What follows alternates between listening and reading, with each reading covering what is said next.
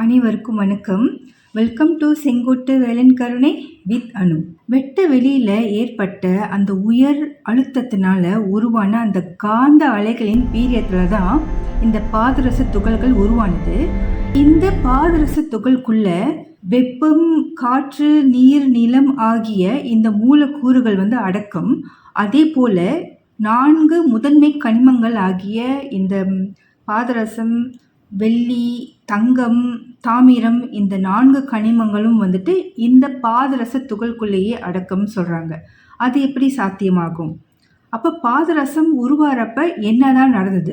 காந்த அலைகள் அல்லது காந்த இழைகள் ஒன்றோடு ஒன்று உராயிறப்ப வெளிவந்தது தான் இந்த வெப்பத்தன்மை. இந்த வெப்பத்தன்மையை தான் நம்ம ஆதி சக்தின்னு சொல்கிறோம். இந்த காந்த அலைகளோடு இந்த வெப்பத்தன்மை கலப்பு கொள்றப்ப தான் இயக்கம் உருவானது. அசைவு என்பது உருவாகி அந்த காந்த ஆற்றல்களை பரவ தொடங்கியதாம். வெப்பத்தினால உருவாகிற அந்த அசைவுனால வாயு தன்மை உருவாகுது. அங்கே இருக்கிற எல்லா ஆற்றலையும் குவித்து சுழலை உருவாக்குது.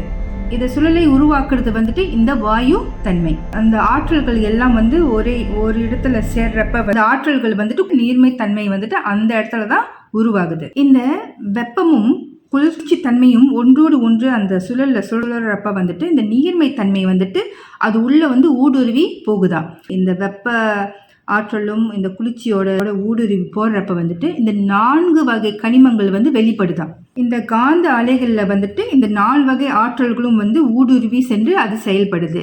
இறுதியாக அது நிலத்தன்மை கொண்ட மூலக்கூறாக மாற்றமடைந்து பாதரச துகள்களை அண்டத்துல கொடுக்குது. இந்த வெட்ட வெளியில உருவான இந்த காந்த அலைகள் ஒன்றோடு ஒன்று உராய்ந்து வெப்பத்தன்மையை உருவாக்கி இந்த வெப்பத்தன்மை இயக்கத்தை ஏற்படுத்தியது. அந்த இயக்கம் ஏற்படுறப்பதான் வாயு தன்மை உருவானது. பிறகு இந்த வாயு தன்மை அந்த ஆற்றல்கள் எல்லாம் ஒன்று குவித்து சுழலை உருவாக்கியது. இந்த சுழலை உருவாக்குறப்பதான் வெப்பம், காற்று சேர்றப்ப குளிர்ச்சி உருவானது. இந்த குளிர்ச்சியும் வெப்பமும் ஒன்று சேர்றப்பதான் நீர்மத்தன்மை, அதாவது நீர்த்தன்மை உருவானது. நீர்த்தன்மை உருவாகிறப்பதான் இந்த ஆற்றல்கள், அதாவது இந்த 4 வகை கனிமம் அதுக்குள்ள ஊடுருவி சென்று நிலத்தன்மையான பாதரச துகள்கள் அண்டத்துல கொடுக்கப்பட்டது. இந்த உருவமற்ற அருவமான இந்த காந்த ஆற்றல்கள் பாதரச துகள்களா உருவானது அல்லவா, இதுதான் நில மூலக்கூறுன்னு சொல்றாங்க.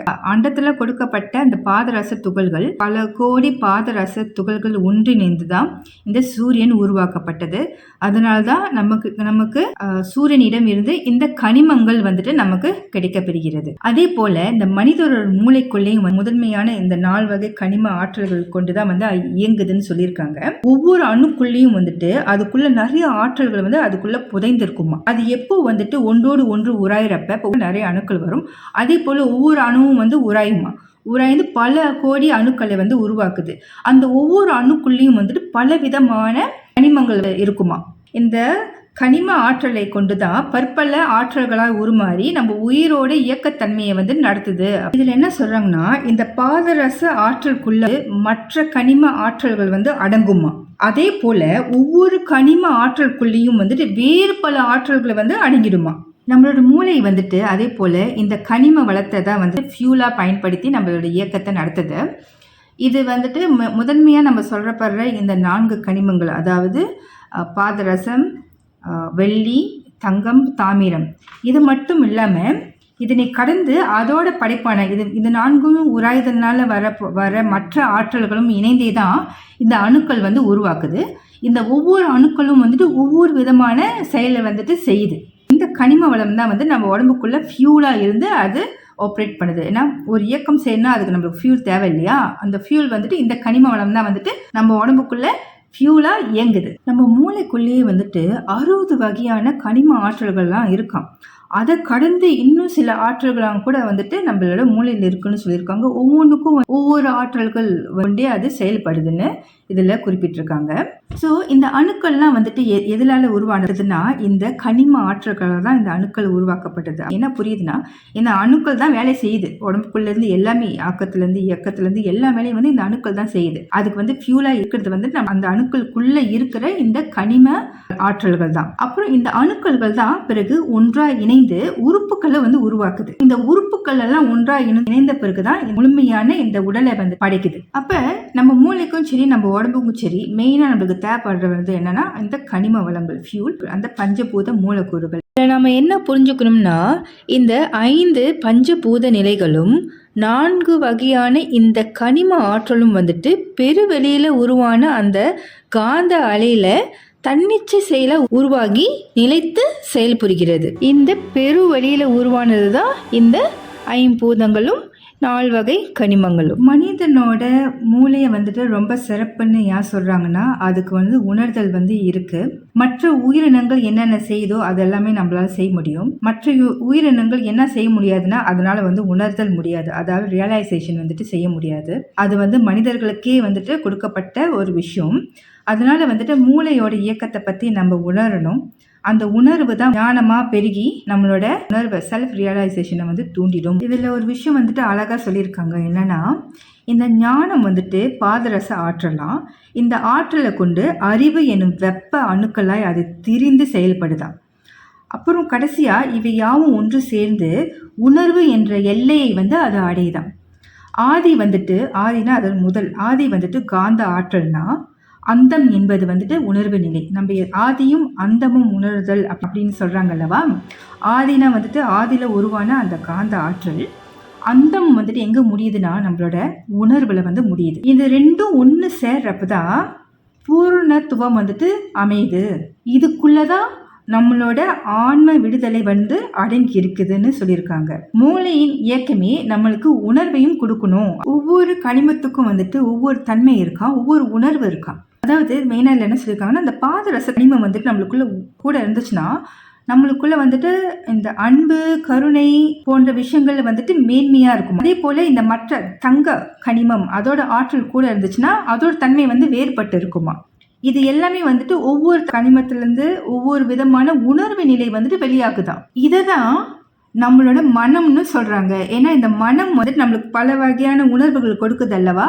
அப்போ பாருங்க நம்ம மூளையில் இருக்கிற இந்த கனிம வளத்தோட ஆற்றல்னால தான் வந்துட்டு நம்மளோட உணர்வுகள் ஏற்படுது. இதை தான் வந்துட்டு மனம் சொல்கிறாங்க. இந்த மனம் என்ற விஷயம் வந்து மூளையோட தொடர்பு கொண்டது. மூளையில் இருக்கிற இந்த கனிம வளத்தோட தான் இது தொடர்பு கொண்டது. ரொம்ப ஆன்மீகமாக இருக்கிறவங்க இல்லை குருமார்கள்லாம் இருக்காங்களே அவங்களுக்குள்ள இந்த கனிம வளங்கள் வந்துட்டு இந்த பாதரசத்தன்மை, இந்த வெள்ளித்தன்மைலாம் வந்துட்டு ரொம்ப அதிகமாக இருந்தால் தான் அவங்களோட உணர்வு நிலை, அவங்களோட ஆற்றல்கள் வந்துட்டு வேறுபடுது. அதாவது ஆன்மீகமாவா இருக்குது, அன்பு நிறைந்திருக்கு, கருணை நிறைந்திருக்குது. தங்க ஆற்றல்லாம் வந்துட்டு வெப்ப சக்தியில், வெப்பனா வெளி தேவைகள், புற தேவைகள், அதுக்காக நம்ம போகிறதா இந்த தங்க ஆற்றலோட செயல்பாடு. அதனால வெப்ப சக்தி, அறிவு சார்ந்தே வந்து நிறைய விஷயங்கள் நடக்கும். ஆன்மாவை சார்ந்து போடுற இந்த கனிமம் வந்துட்டு இந்த பாதரச கனிமமும் இந்த வெள்ளி கனிமமும் சொல்லுவாங்க. இப்போ இது எல்லாமே எங்கே இருக்குன்னா எல்லாமே நம்ம மூளைக்குள்ளே தான் இருக்குது. மனசு சொல்லுவோம், நம்ம மனசு இப்படி சொல்லுவோம்.